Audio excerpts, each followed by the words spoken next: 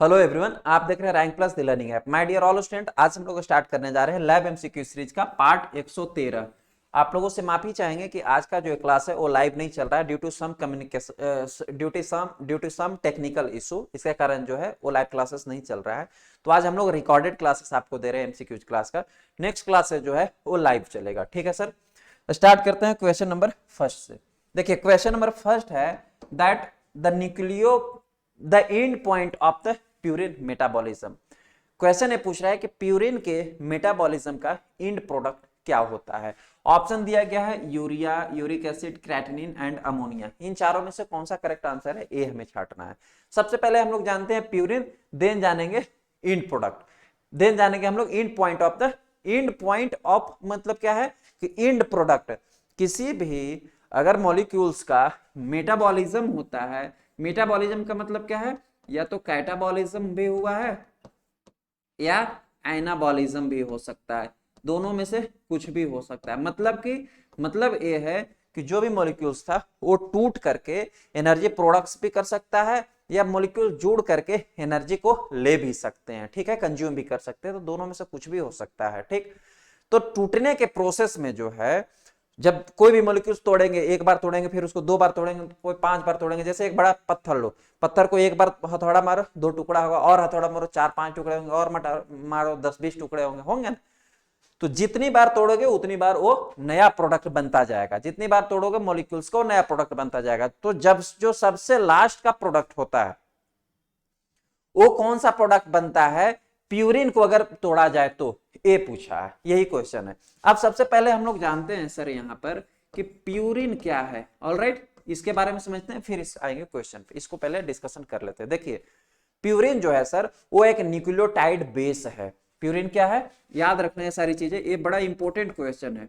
Nucleotide base है, question बहुत ही important है और इससे और भी क्वेश्चन ओरिजिनेट होंगे, इसको ध्यान देना आप। प्यूरिन जो है न्यूक्लियोटाइड बेस है। अब न्यूक्लियोटाइड बेस क्या होते हैं, न्यूक्लियोटाइड बेस वैसे न्यूक्लियोटाइड्स होते हैं जो कि वैसे न्यूक्लिक एसिड के मॉलिक्यूल्स होते हैं जो कि हमारे बॉडी के जो जेनेटिक मटेरियल्स हैं, जिनमें कि DNA as well as RNA दोनों, चाहे वो डीऑक्सी राइबोज न्यूक्लिक एसिड हो या राइबोज न्यूक्लिक एसिड हो, दोनों का जो स्ट्रक्चर का फॉर्मेशन होता है, दोनों के जो स्ट्रक्चर बनाने का काम करता है वो करता है सर न्यूक्लियोटाइड बेस। यानी कि हमारे बॉडी में डीएनए और आरएनए बनते ही हैं इन्हीं न्यूक्लियोटाइड बेस से मिलकर के।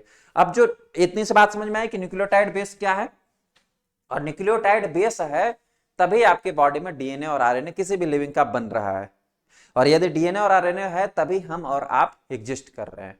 ठीक है सर। अब ये न्यूक्लियोटाइड बेस जो होते हैं मेरे प्यारे छात्र, ये 2 प्रकार के होते हैं सर। कितने होते हैं, 2 प्रकार के होते हैं। एक को तो हम लोग बोलते हैं प्यूरिन और दूसरे को हम लोग बोलते हैं पैरामिडिन। क्या बोलते हैं सर जी, पैरामिडिन बोलते हैं। तो अब पहले जानते हैं कि कितने न्यूक्लियोटाइड्स होते हैं और कौन से प्यूरिन में है और कौन से पैरामिडिन में है, याद रखना। ठीक है, देखिए कौन कौन से न्यूक्लियोटाइड्स होते हैं इसको पहले आप जान लीजिए। फर्स्ट वन है एडेनिन, ठीक है सर। देन है गुआनिन, देन है साइटोसिन, देन है थाइमिडिन,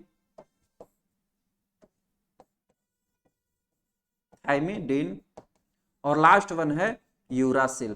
ठीक है, ये जो है 1 2 3 4 5, ये पांचों के पांचों जो हो गए सर वो है न्यूक्लियोटाइड बेस। क्या है, न्यूक्लियोटाइड बेस। अब न्यूक्लियोटाइड बेस कितना हो गया, 2 प्रकार के होते हैं, प्यूरिन और पैरामिडिन। तो ये पांचों में से ही कुछ जो होंगे वो प्यूरिन होंगे और कुछ जो होंगे वो पैरामिडिन होंगे, और यही पांचों ऑनली जो है मिल करके आरएनए या डीएनए का फॉर्मेशन करते हैं, आरएनए या डीएनए के स्ट्रक्चर को बनाने में हेल्प करते हैं। इतनी सी बात आपको समझ में आई। अब बेसिक कंपोनेंट, इतनी सी बात आप याद रखना कि जो शुरू के, देखिए दोनों में चाहे वो डीएनए हो चाहे वो आरएनए हो, दोनों में प्यूरिन भी पार्टिसिपेट करेगा और पैरामिडिन भी पार्टिसिपेट करेगा। फिर से रिपीट कर रहा हूं कि ऐसा नहीं है कि प्यूरिन जो है डीएनए में होगा और आरएनए में नहीं होगा, और ऐसा भी नहीं है कि पैरामिडिन डीएनए में होगा और आरएनए में नहीं होगा। प्यूरिन एंड पैरामिडिन आरएनए में भी होगा, प्यूरिन और पैरामिडिन डीएनए में भी होगा। अब जो ये दो शुरू के एडेनिन और गुआनिन है sir, this both are the purine. याद रखना इसको हमेशा, एडेनिन एंड गुआनिन, ये दोनों के दोनों क्या है सर, पैरामिडिन है। क्लियर है जी सर जी। और rest of cytosine, थाइमिडिन and uracil, ये जो हो गए सर वो पैरामिडिन है। क्या क्या, साइटोसिन, थाइमिडिन एंड यूरासिल, ये तीनों के तीनों जो हो गए सर, ये तीनों के तीनों क्या है, पैरामिडिन है। अब थोड़ी सी बात समझना, एडेनिन और गुआनिन क्या है, प्यूरिन है। यानी कि एडेनिन और गुआनिन दोनों के दोनों जो होंगे DNA as well as RNA दोनों में प्रेजेंट होगा। DNA as well as RNA दोनों में जो है प्यूरिन का यही रोल निभाता है। लेकिन पैरामिडिन के कंडीशन में जो है वो थोड़ा सा चेंजेस आता है। साइटोसिन और थाइमिडिन जो है वो दोनों के दोनों कहां कंटेन होंगे, ये दोनों के दोनों पार्टिसिपेट होगा सर आपको डीएनए में। बट जो ये यूरासिल जो है, uracil is only participate in the RNA. Uracil जो है सर वो आरएनए के स्ट्रक्चर बनाने में हेल्प करता है, इस बात को याद रखना।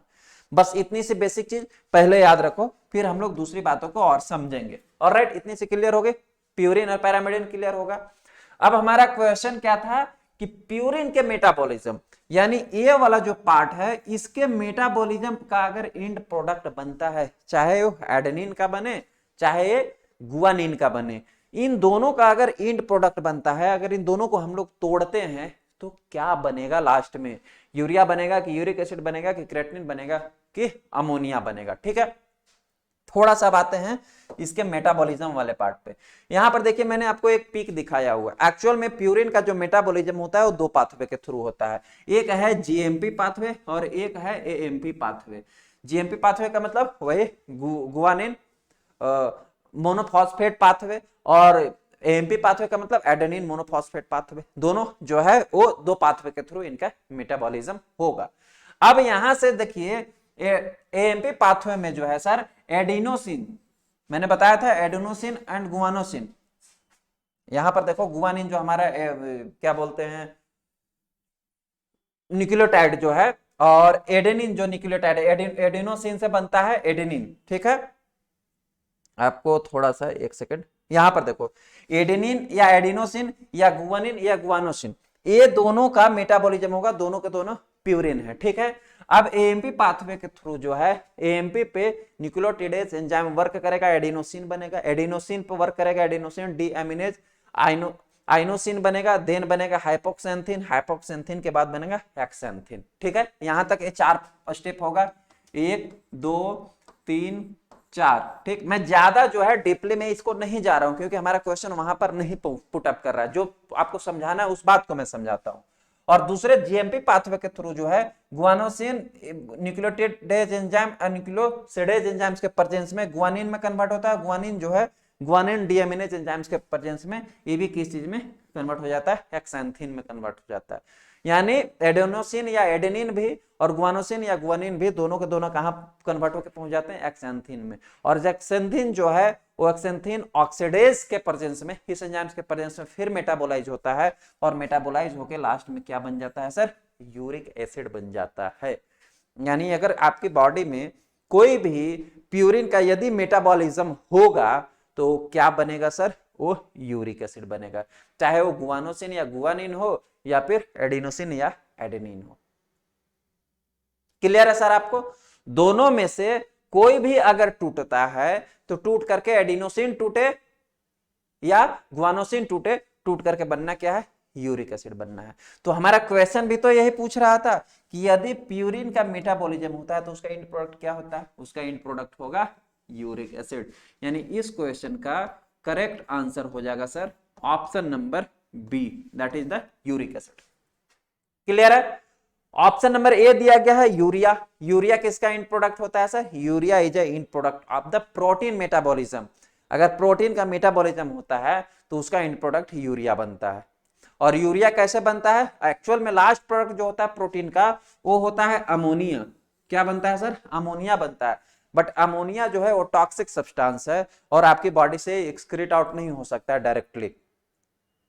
तो इसीलिए जो है अमोनिया लीवर में जाकर के फिर से उसको यूरिया साइकिल के थ्रू अमोनिया को यूरिया में कन्वर्ट करता है और यूरिया को फिर बॉडी एक्सक्रीट आउट करता है यूरिनरी ट्रैक्ट के थ्रू बाहर। क्लियर है सर? देन आता है क्रेटिनिन। क्रेटिनिन जो है वो मसल्स में क्रेटिनिन फॉस्फोकाइनेज प्रेजेंट होता है, क्रेटिनिन फॉस्फोकाइनेट प्रेजेंट है जो energy source of the molecules, उसके मेटाबॉलिक इन प्रोडक्ट से जो है वो क्रेटिनिन बनता है और ये भी जो है एक्सक्रेटरी इन प्रोडक्ट होता है, ये भी एक्सक्रीट आउट होता है आपकी बॉडी से यूरिनरी ट्रैक्ट के थ्रू। ये सारी बातें आपको क्लियर हो गई।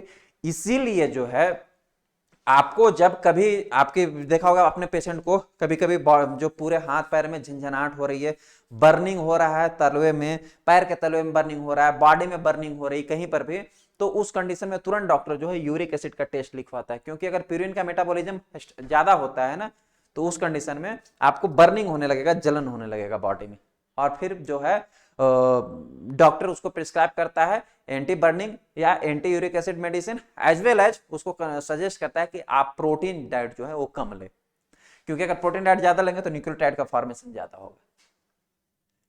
आई बात समझ में सर? ये वाला क्वेश्चन ये थोड़ा सा कॉम्प्लेक्स था बट समझने की कोशिश कीजिएगा, होप सो आपको समझ में आया होगा।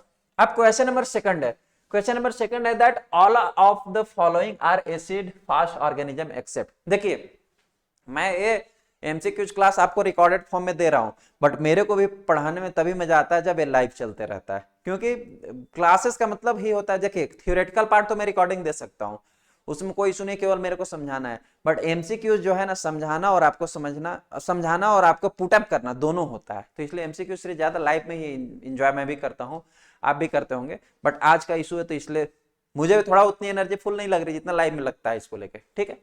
फिर डील्स करते हैं। क्वेश्चन नंबर सेकंड है all of the following are acid fast organism except, यानी नीचे कुछ ऑर्गेनिजम्स, कुछ बैक्टीरिया या कुछ माइक्रो ऑर्गेनिजम्स के एग्जांपल दिए गए हैं, उनमें से सबके सब एसिड फास्ट हैं, एक को छोड़ के। ऑप्शन दिया गया है एमटीबी, आइसोपोरा बेलाई, नोकार्डिया, स्टेफाइलोकोकस, चार ऑप्शन दिए गए। अब देखिए जरा इनको डिस्कशन करते हैं। सबसे पहले थोड़ी सी बात आपको समझाता हूं सर कि ये जो दिया गया है यहां पर एक word acid fast organism, acid fast organism का मतलब क्या होता है? एसिड फास्ट, पहले समझिए, एसिड फास्ट ऑर्गेनिज्म वैसे ऑर्गेनिज्म को बोलते हैं जो कि एसिड के द्वारा डिकलराइजेशन को, देखिए यहां पर वर्ड दिया गया है acid fast, acid fast, acid मतलब जो एसिड आप डिकलराइजेशन के लिए यूज करते हैं, ठीक है, यानी जो एसिड आप डिकलराइजेशन के लिए यूज करते हैं, और फास्ट का मतलब है रेजिस्ट करना, फास्ट का मतलब क्या है? रेजिस्ट करना, यानी कि एसिड फास्ट ऑर्गेनिज्म का मतलब वो ऑर्गेनिज्म होगा जो कि यदि आप डिकलराइजेशन के लिए कोई भी एसिड यूज करते हैं तो उस एसिड को रेजिस्ट कर देता है, इजिली डिकलराइज नहीं होता है। तो ऐसे बैक्टीरिया को, ऐसे ऑर्गेनिजम्स को हम लोग एसिड फास्ट बैक्टीरिया या एसिड फास्ट ऑर्गेनिज्म कहते हैं। अब ये समझिए सिनेरियो कि यूजुअली ऐसा क्यों हो सकता है? ऐसा इसलिए हो सकता है क्योंकि उस माइक्रो ऑर्गेनिज्म के सेल वॉल में huge amount of lipid content present होता है। क्या प्रेजेंट होता है? लिपिड कंटेंट, या ऐसा कह सकते हो कि वैक्सी अमाउंट जो है वो बहुत हाई क्वांटिटी में प्रेजेंट है उसके सेल वॉल में। अब सपोज दैट आपको मैं बोलूं कि आप ले लो घी, और घी में मेरे को कोई कलर मिक्स करके दो, इजिली मिक्स होगा क्या? नहीं, घी अलग रहेगा और कलर अलग रहेगा।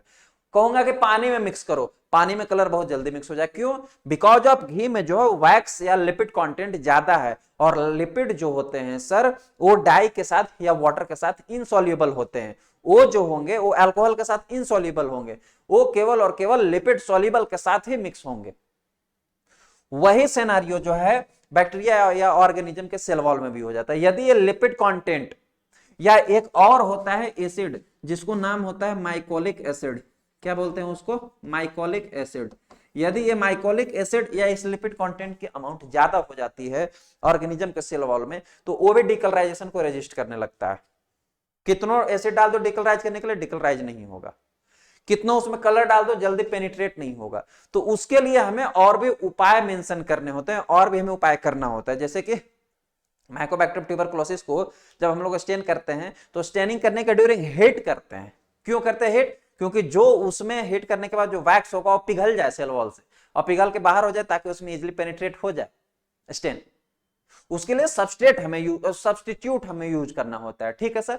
तो जो इस प्रकार का नेचर होता है एक्चुअल में एसिड फास्ट क्या होता है? It is a physical properties of any micro organism to resist the decolourisation. Acid decolourisation एक फिजिकल प्रॉपर्टी है किसी भी माइक्रो ऑर्गेनिज्म को।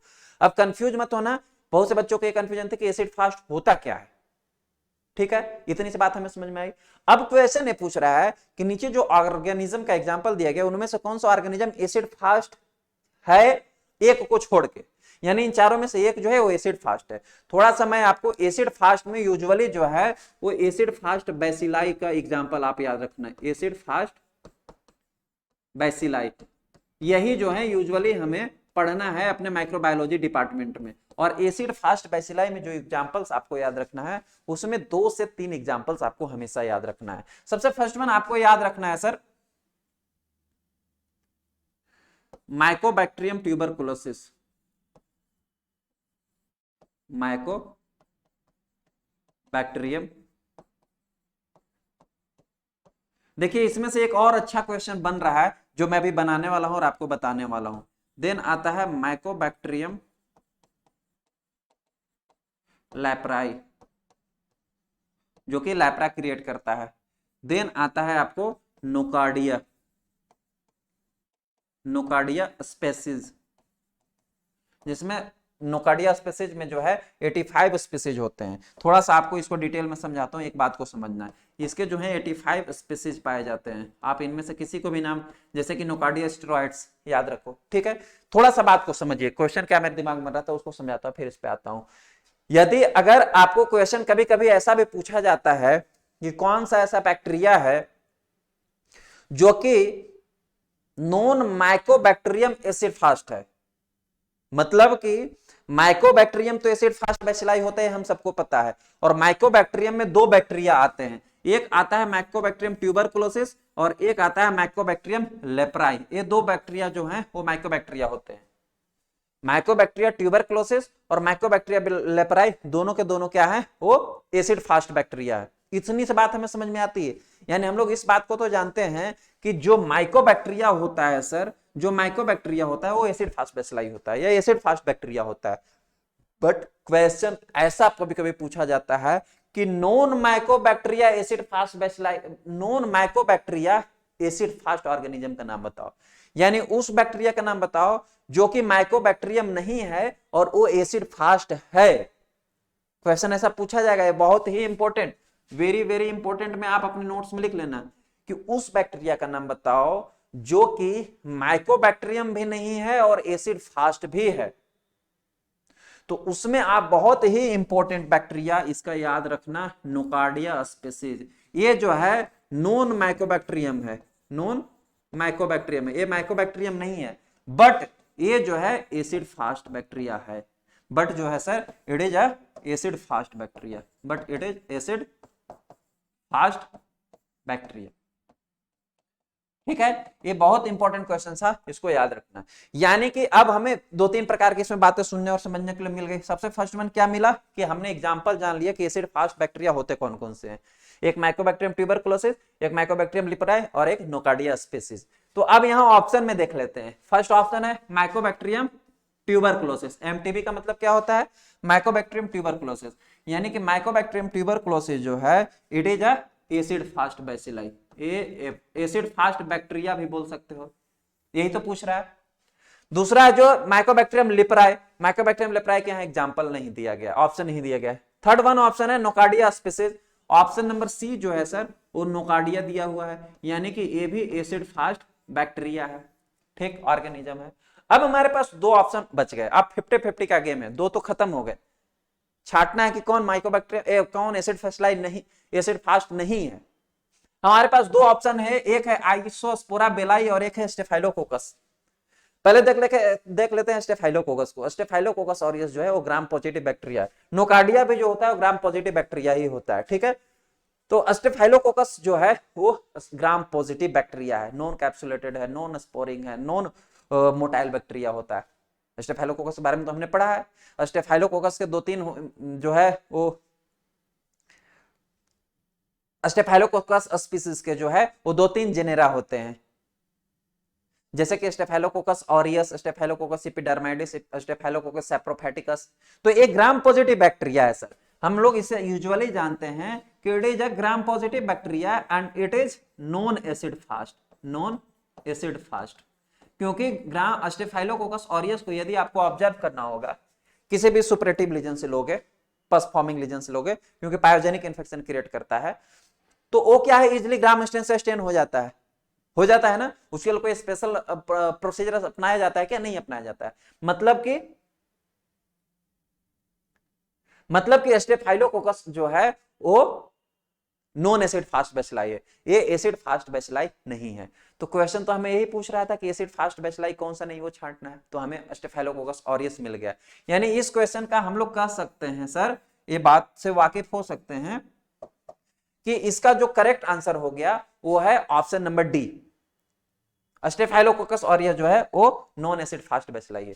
अब हमारे पास एक और ऑप्शन है, लेकिन क्लियरली अभी क्लियर कट नहीं है। ऑप्शन नंबर बी है आइसोस्पोरा बेलाई। तो देखिए सर, जो ऑप्शन नंबर बी दिया गया है सर वो है that is the Isospora belli. क्या दिया गया है option number B? That is the Isospora belli, यही दिया गया ना, यस आइसोस्पोरा बेलाई। देखिए सर, आइसोस्पोरा बेलाई जो है वो बैक्टीरिया नहीं है, आपको थोड़ा सा नाम अजीब लगेगा और नया नाम लगेगा। आइसोस्पोरा बेलाई जो है वो बैक्टीरिया नहीं है, आइसोस्पोरा बेलाई जो है वो पैरासाइट है। क्या है sir? It is an example of parasite. और पैरासाइट में भी ये क्या है? प्रोटोजोआ है। क्या है सर? ये प्रोटोजोआ है। ऑलराइट। और ये आइसोस्पोरा बेलाई को साइटोस्पोरा बेलाई भी बोला जाता है। क्या बोला जाता है? नाम याद रखना, साइटोस्पोरा बेलाई बोला जाता है।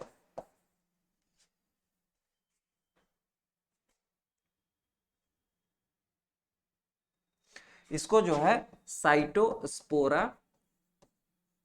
बेलाई भी बोला जाता है। और ये साइटोस्पोरा बेलाई जो है एक पैरासाइट है, एक प्रोटोजोआ है, और ये प्रोटोजोआ है वो इंटेस्टाइनल प्रोटोजोआ है। कैसा है सर? इंटेस्टाइनल पैरासाइट है।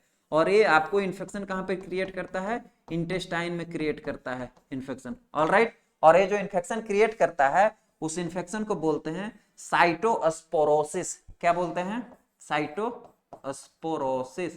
ये बोला जाता है, जो इसके द्वारा इन्फेक्शन क्रिएट करता है। यानी कि अब आइसोस्पोरा बेलाई या साइटोस्पोरा बेलाई, ये दोनों के दोनों क्या हो गए? एक ही नाम है, एक ही पैरासाइट का।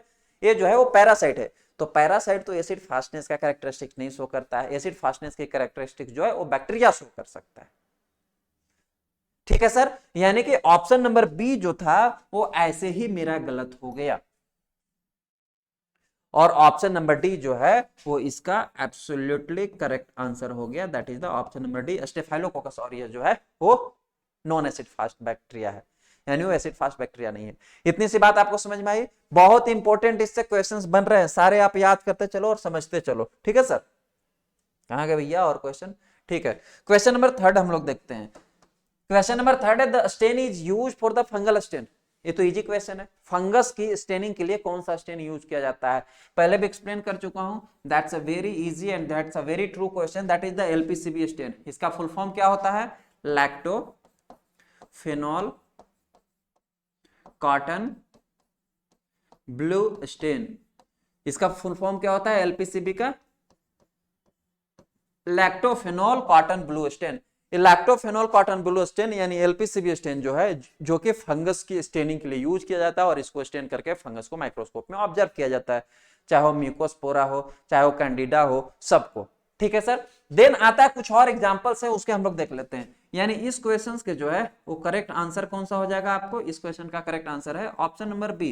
रेस्ट ऑफ ऑप्शन जो है उनके बारे में थोड़ा सा अध्ययन करते हैं। ऑप्शन नंबर ए है अल्बर्ट स्टेन। अल्बर्ट स्टेन जो है सर, ये आपको थोड़े दिन पहले ही बैक्टीरियोलॉजी पढ़ा रहा था तो उसमें बताया था कि it is a special stain. ये जो है एक स्पेशल स्टेन है जो किसको स्टेनिंग करने के लिए यूज किया जाता है? कॉर्नी बैक्टीरियम डिप्थरियाई को। किसको?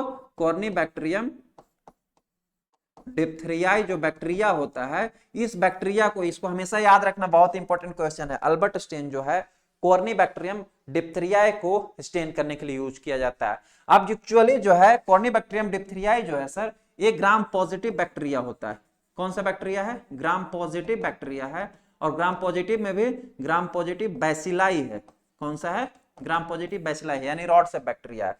अब बोलोगे कि सर ग्राम पॉजिटिव बैक्टीरिया तो ग्राम स्टेन से क्यों नहीं स्टेन कर रहे हैं? उसको तो हो जाना चाहिए था, एसिड फास्ट है ही नहीं जिसके लिए कि जेडन स्टेन यूज किया जाएगा, तो ग्राम स्टेन से यूज हो जाना चाहिए था। एक्चुअल में क्या है, कॉर्नीबैक्टीरियम डिप्थेरियाई की जो अरेंजमेंट होती है या जो स्ट्रक्चर होता है वो चाइनीज लेटर पैटर्न में होता है। इस प्रकार का इसका जो है वो शेप होता है, इस प्रकार का जो है स्ट्रक्चर में ये यूजुअली पाया जाता है। ऐसा आपको जो है वो माइक्रोस्कोप में दिखेगा कॉर्नीबैक्टीरियम डिप्थेरियाई का। तो ये जो है इजीली मिथाइलिन ब्लू स्टेन को या क्रिस्टल वायलेट स्टेन को पेनिट्रेट नहीं कर पाता है और आपको ऑब्जर्व भी नहीं हो पाता है। इसीलिए जो है इस कंडीशन में हमें अल्बर्ट स्टेन यूज करना पड़ता है। और ये बहुत इंपॉर्टेंट क्वेश्चन है कि Albert stain is use for the staining of Corynebacterium diphtheriae. लिख लो नोट्स में, याद रखना।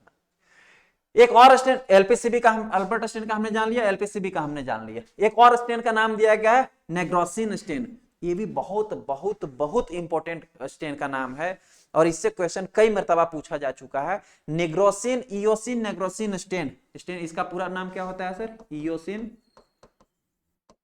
नेग्रोसिन, इयोसिन निग्रोसिन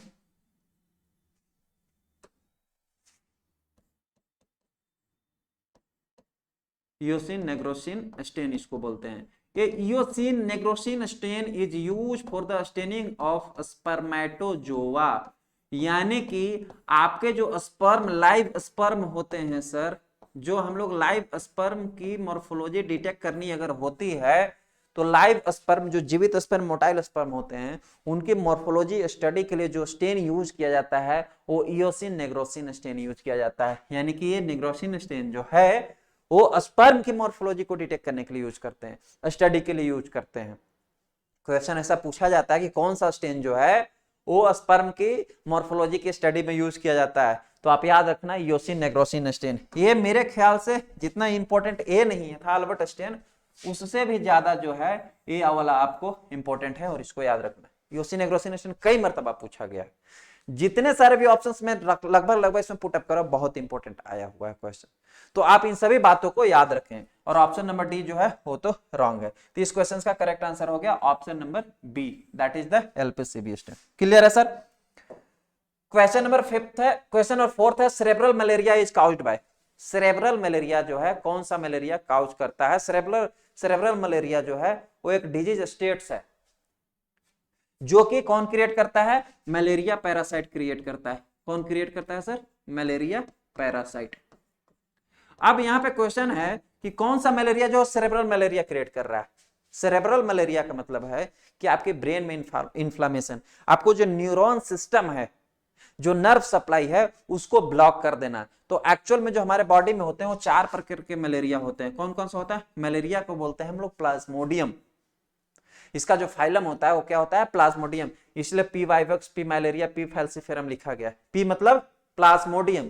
तो मलेरिया कितने प्रकार के हैं? 4 प्रकार के। पहले हम लोग बहुत डिटेल में पढ़ चुके हैं। Plasmodium vivax, Plasmodium falciparum, Plasmodium falciparum, Plasmodium मलेरियाई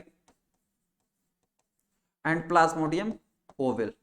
ये जो है सर, ये 4 प्रकार की मलेरिया जो हमारे बॉडी में पाई जाती है। यूजुअली इन दोनों की बात बहुत सारा डिस्कशन हुआ है, अभी इनकी बात नहीं हो रही है और ये हमारे यहाँ को लेके इंपॉर्टेंट भी नहीं है। बस इस क्वेश्चन के रिगार्डिंग मैं आपको समझाना चाहता हूँ। बहुत डीप में मलेरिया में नहीं जाएंगे, बहुत डिटेल में हम लोग ऐप पर पढ़े हैं मलेरिया के बारे में। आप लेक्चर देखना, उस लेक्चर को, मलेरिया के लेक्चर को देख लिया तो मलेरिया का कोई भी एमसीक्यू जो है वो डील से नहीं होगा, ऐसा हो नहीं सकता। ठीक है सर? अब यहाँ क्वेश्चन क्या पूछा था कि कौन सा मलेरिया जो है सेरेब्रल मलेरिया क्रिएट कर रहा है, मतलब ब्रेन का इंफ्लामेशन क्रिएट कर रहा है। और ये सबसे कॉम्प्लिकेटेड मलेरिया होता है जो कि डेथ लीड करता है, मर जाता है आदमी। एक्चुअल में प्लाज्मोडियम फैल्सिपेरम जो है सर, अब मैं दोनों की थोड़ा सा डिस्कशन कर लेता हूं। प्लाज्मोडियम वाइवैक्स जो है ये बिनाइन टर्सरियन मलेरिया क्रिएट करता है। एक और क्वेश्चन आपसे पूछा जा सकता है, प्लाज्मोडियम फैल्सिफेरम जो है वो बेनाइन टर्सियन मलेरिया क्रिएट करता है, और जबकि फैल्सिफेरम जो है वो मैलिग्नेंट टर्सियन मलेरिया क्रिएट करता है। अब इस बात को जरा सा समझना, लेक्चर में हालांकि समझाया था फिर भी बता रहा हूं। कभी कभी क्वेश्चन ये भी पूछा जाता है कि कौन सा मलेरिया जो है बेनाइन मलेरिया क्रिएट करता है और कौन सा मलेरिया जो मैलिग्नेंट मलेरिया क्रिएट करता है। तो आप याद रखना कि मलेरिया प्लाज्मोडियम वाइवेक्स है, ये वाइवेक्स जो है सर वो आपकी बॉडी में बेनाइन क्रिएट करता है। बेनाइन मतलब वैसा ट्यूमर जो कि कैंसरस नहीं हो, और मैलिग्नेंस का मतलब वैसा ट्यूमर जो कि कैंसर क्रिएट करता हो। तो प्लाज्मोडियम फैल्सिफेरम जो है, प्लाज्मोडियम फैल्सिफेरम ये जो है मैलिग्नेंसी क्रिएट करता है, और वाइवेक्स जो है वो बेनाइन क्रिएट करता है, नॉन कैंसरस। टर्सियन मलेरिया क्यों बोला है? टर्सियन मलेरिया इसलिए क्योंकि वाइवेक्स और फैल्सिफेरम के कंडीशन में आपको 3 दिन में बुखार जो है रिपीट होता है। मोनो डाई ट्राई, ट्राई मतलब टर्शियन, हर एक 3 डेज में जो है इसका फीवर आपको रिपीट करेगा, इसलिए इसको टेरेटरी मलेरिया बोल दिया। ठीक, तो अब वाइवेक्स जो है वो बेनाइन मलेरिया क्रिएट कर रहा है, और फैल्सिफेरम जो है वो मैलिग्नेंट मलेरिया क्रिएट कर रहा है। अब ये बेनाइन मलेरिया है तो इसको आप जो है वो इजिली क्योर कर सकते हो, ठीक है। बट मैलिग्नेंट मलेरिया क्या है? फैल्सिफेरम के कंडीशन में यदि आपको ट्रीटमेंट समय से नहीं मिल पा रहा है तो ये मलेरिया के जो प्लाज्मोडियम होते हैं वो आपकी न्यूरॉन सिस्टम में जाके लेटेंट फेज में चले जाते हैं और एग्जिस्ट करते हैं, और वो जाकर के जो है आपके न्यूरॉन्स की जो है ब्लॉकेज लीड्स करेगा। आपके जो है सेरेब्रल मलेरिया यानी कि जो आपके ब्रेन्स हैं उनमें जो है वो पूरा के पूरा कंप्लीटली इंफेक्शन क्रिएट करेगा। इतना हाई ग्रेड फीवर रहेगा कि इवन इसके कंडीशन में आपको जो है वो डेथ भी हो सकता है, फिर कोई ट्रीटमेंट नहीं कर सकता आपको यदि ये आपके न्यूरॉन सिस्टम तक पहुंच गए फैल्सिफेरम। तो इसीलिए जो है इसको मैलिग्नेंट मलेरिया भी बोलते हैं, मैलिग्नेंट टर्सियन मलेरिया भी कहते हैं, एज वेल एज इसको जो है सर वो सेरेब्रल मलेरिया भी बोला जाता है। क्या बोला जाता है? Cerebral malaria. ये हमेशा से क्वेश्चन पूछा जाता है, इसलिए आप जो है इसको याद रखना है। यानी इस क्वेश्चन का जो है वो करेक्ट आंसर हो जाएगा, वो है option number C, that is the falciparum, Plasmodium falciparum. और Plasmodium malaria as well as Plasmodium ovale, ये दोनों के दोनों जो है सर वो भी आपको बेनाइन मलेरिया ही क्रिएट करते हैं, ये आपको मैलिग्नेंट मलेरिया नहीं क्रिएट करते। ठीक है, तो इस क्वेश्चन का करेक्ट आंसर हो गया। होप सो आपको इतनी सी बात समझ में आई होगी। आप इसको याद रखना बहुत ही इंपॉर्टेंटली, क्वेश्चंस ये जो है बेनाइन और मैलिग्नेंट से भी पूछता है, इसलिए इसको भी आप याद रखना। क्वेश्चन नंबर 5 है that the egg of which worm is referred to as a Japanese lantern. ये बड़ा इंपॉर्टेंट क्वेश्चन है। ये क्वेश्चन जो है अगेन आपको पैरासाइटोलॉजी टॉपिक से पूछा गया है। क्वेश्चन एक बार पूछा गया है, कहां पर मैं आपको बता रहा हूं, मेडिकल ऑफिसर का एग्जाम हुआ था महाराष्ट्र में, वहां से एक क्वेश्चन पूछा गया है। ये just question same to same वहां पूछा गया है महाराष्ट्र के वही मेडिकल ऑफिसर के एग्जाम में। वहां से मैंने इस क्वेश्चन को लिया था, मेरे को दिमाग में था, मैंने सोचा एक क्वेश्चन आपको एक्सप्लेन करो, डील्स करूंगा, क्योंकि बहुत इंपॉर्टेंट क्वेश्चन है। ये क्वेश्चन पैरासाइटोलॉजी से पूछा गया है, और ये क्वेश्चन पैरासाइटोलॉजी से कितना इंपॉर्टेंट है इस बात को ध्यान देना। मैंने पढ़ाया तो हालांकि उसमें बताया भी है, लेकिन इस वर्ड का मैंने एक्सप्लेन नहीं किया था, क्योंकि ये वर्ड जो है बुक ने भी एक्सप्लेन नहीं किया था। बट एक ये वर्ड जो है ऑरिजिनेट होता है हालांकि, तो इसलिए इसको हमें अभी समझना जरूरी है। क्वेश्चन ये पूछ रहा है कि ऐसा कौन सा वॉर्म है, विच वॉर्म, वॉर्म का मतलब WORM, वॉर्म मतलब गर्म नहीं, वार्म का मतलब गर्म होता है, ये जो है WARM, वॉर्म का मतलब होता है गर्म, ठीक है। और इस वॉर्म का मतलब होता है पैरासाइट। क्या होता है सर? पैरासाइट होता है। तो कौन सा ऐसा पैरासाइट है जिसका अंडा जो है सर, उसके अंडे को जापानीज लैटर्न बोला जाता है, या कौन सा ऐसा पैरासाइट है जिसका एग जो है वो जापानीज लैटर्न के जैसा ऑब्जर्व होता है। अब एक यहां वर्ड और है, क्या है? लैंटर्न। ये देखिए लैंटर्न, लैंटर्न का मतलब क्या होता है? लालटेन होता है। क्या होता है? लालटेन। आज के जो बच्चे वो लालटेन नहीं देखे होंगे, बट जो मेरे उम्र के बच्चे होंगे वो लालटेन देखे होंगे, क्योंकि हमने जो पढ़ाई करी है ना वो लालटेन में ही करी है पढ़ाई। उसमें ना तो बिजली थी, ना ही इतने फैसिलिटीज थे जो आप लोगों को मिल रहा है, बिल्कुल डिजिटलाइजेशन में जी रहे हो। हमने लालटेन की उजाले में पढ़ाई करी है सर, आप में से कईयों ने करी होगी, याद होगा। तो क्वेश्चन ये पूछ रहा है कि कौन सा ऐसा पैरासाइट है जिसके अंडे का जो स्ट्रक्चर होगा वो जापानीज लालटेन के जैसा होगा। ऑप्शन दिया गया स्ट्रोंगलोइड्स, स्टेरकोलिस, अस्केरिस लम्ब्रिकोइड्स, स्टैचुरिस, स्टैचुरिया एंड एनसाइक्लोस्टोमा डिडेनाली। चारों पैरासाइट के बारे में हम लोग पढ़ चुके हैं। यूजुअली सबके अंडे जो हैं वो आपको किसी को स्फेरिकल शेप में दिख रहा है, किसी को ओवल शेप में दिखता है, लेकिन एक पैरासाइट जिसको हमने पढ़ाया था वो जो है वो है ट्राइच्यूरिस ट्राइच्यूरिया, यदि आपको याद हो तो। ट्राइच्यूरिस ट्राइच्यूरिया के मैंने एग की जो मॉर्फोलॉजी बताई थी कि इसकी जो एग की मॉर्फोलॉजी होता है वो बैरल शेप जैसा होता है। कैसा होता है? बैरल के जैसा होता है। बैरल का मतलब क्या होता है? ढोल के अपीयरेंस। एक मैं पीक आपको दिखा रहा हूं, यहां पर देखो, ये जो है वो ट्राइच्यूरिस ट्राइच्यूरिया का अंडा है। बहुत डिटेल में पढ़े हैं हम लोग हर एक चीज। तो इसके दोनों ओर देखो, यहां पर ऐसा बना हुआ है अपीयरेंस, यहां पर भी देखो, यहां पर भी अपीयरेंस बना। ढोलक बजाते हुए देखा होगा ना आपने दोनों को, देखो दोनों ओर लग रहा है ढोल बजाने जैसा है। तो मैंने बताया है, पढ़ाया हूं कि ट्राइच्यूरिस ट्राइच्यूरिया का जो एग होता है वो बैरल शेप का होता है, जो अंडा है वो ढोलक के जैसा होता है। बैरल मतलब होता है ढोल बजाने वाला। तो यदि क्वेश्चन कभी भी पूछा जाए, चाहे बैरल शेप में हो चाहे लालटेन शेप में हो,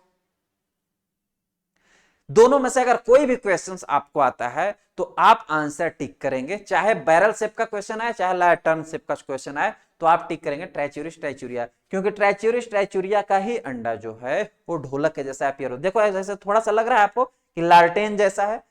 हमारे यहाँ लालटेन थोड़ा सा और डिफरेंट होता था। गूगल करेंगे तो आपको मिल जाएगा लालटेन। मैंने यहाँ दिखाया, मेरे को दिखाना चाहिए था, कईयों ने लालटेन नहीं देखा होगा तो गूगल करें, आपने देख लेना लालटेन।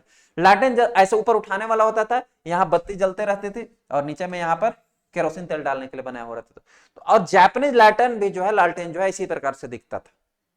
तो इसीलिए ट्राइच्यूरिस ट्राइच्यूरिया का जो एग है उसका बैरल शेप जैसा भी होता है, ढोल के आकार जैसा भी होता है, लालटेन के आकार के जैसा भी होता है सर। तो इसलिए दोनों के दोनों जो है आकार आप याद रखना, क्वेश्चन दोनों में से कुछ भी पूछा जा सकता है। तो इस क्वेश्चन का जो करेक्ट आंसर हो जाएगा वो है option number C. Correct answer of this question is that of option number C. जाके जापानीज लैटर्न के जैसा जो दिखता है अपीयरेंस वो ट्राइच्यूरिस ट्राइच्यूरिया के बैक्टीरिया का पैरासाइट का दिखता है। एज वेल एज एक और इंपॉर्टेंट फीचर कि ये जो अंडा है सर वो बाइल स्टेन्ड होता है। कैसा होता है? बाइल स्टेन्ड, यानी कि एक क्लास आपको एक्सप्लेन करके दिया था यूट्यूब पे, उसमें बताया था कि कौन कौन से पैरासाइट है जिसके जो अंडे होते हैं वो बाइल जूस से स्टेन हो जाता है। तो इसका अंडा जो है बाइल जूस से स्टेन हो जाता है, इसीलिए देखो अंडा का जो अपीयरेंस है वो गोल्डन कलर का या येलो कलर का है। क्लियर हुआ? ये क्वेश्चन का आंसर आपको रेस्ट ऑफ जो जिनके एग्स हैं उनके किसी के स्फेरिकल हैं और किसी के ओवल शेप के। क्लियर है सर? एक क्योंकि ट्राइच्यूरिस ट्राइच्यूरिया से ना अंडे वाला क्वेश्चन भी पूछा जाता है, तो छोटी छोटी बातें याद रखा करो, कहीं से कुछ भी पूछा जा सकता है। ये था आज का हमारा एमसीक्यू सीरीज। आज का एमसीक्यू सीरीज जो है वो 5 एमसीक्यूज का है लगभग। जो है इस वीक का जो सारे एमसीक्यूज होंगे वो 5 एमसीक्यूज के होंगे। ड्यू टू द नवरात्रि हम लोग जो है थोड़ा सा क्लास को खींचना चाह रहे हैं, इसके लिए आज 5 एमसीक्यूज। आफ्टर द नवरात्रि जो है हम लोग फिर से 10 एमसीक्यूज ले आएंगे। ठीक है सर? ये आपको प्रीवियस एमसीक्यू सीरीज से क्वेश्चन पूछा गया, क्वेश्चन आपके स्क्रीन पे है। जिन बच्चों को इसका आंसर पता होगा वो कमेंट बॉक्स में कमेंट करके बताएंगे। मिलते हैं हम लोग नए एमसीक्यू सीरीज में कुछ नए क्वेश्चन के साथ। Thank you so much.